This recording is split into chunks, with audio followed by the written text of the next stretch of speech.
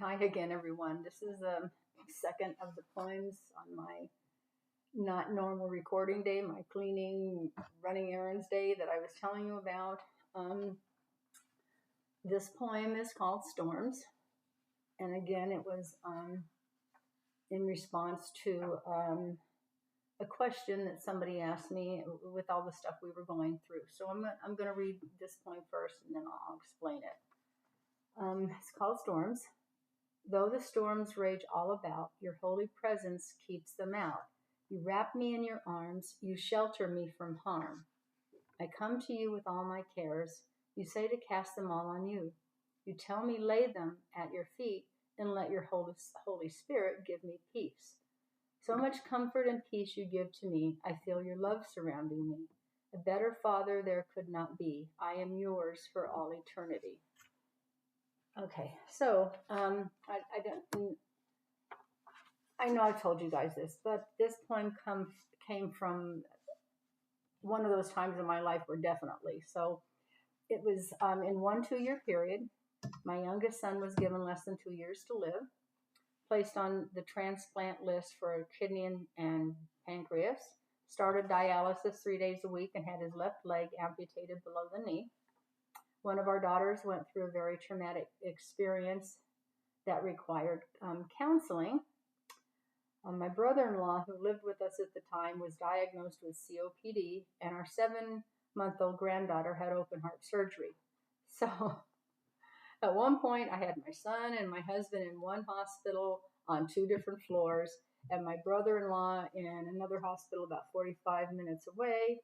And at the same time, I was accompanying our daughter, who was living with us, to her twice weekly counseling sessions. Okay, and the counselor asked me. I was in the session for one time because he was explaining something, and he asked me, and she was telling him everything, and he asked me how did I get through it all, and I had one very simple answer. I said, God. Okay, so I have a couple verses here. There's 3 more I'd like to add, but Psalm 5:11 through 12 says, "But let all those that put their trust in thee rejoice. Let them ever shout for joy, because thou defendest them.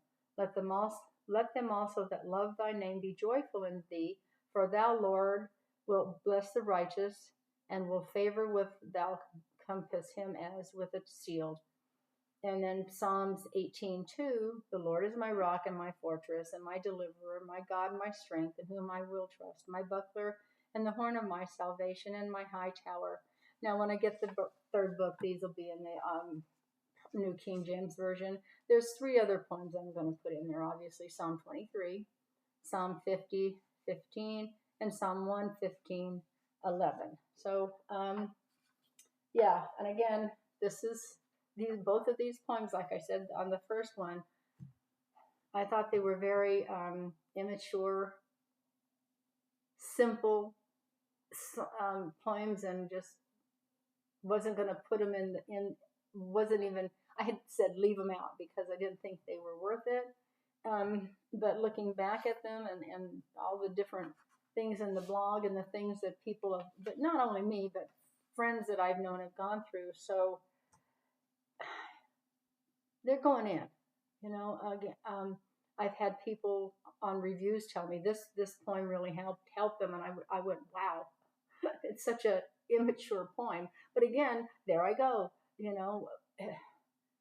I'm ashamed to say that. That's how I thought, but those are God's words, and if He gives me those words, they're not immature. They're meant for somebody, me, but they're also meant for somebody else. So,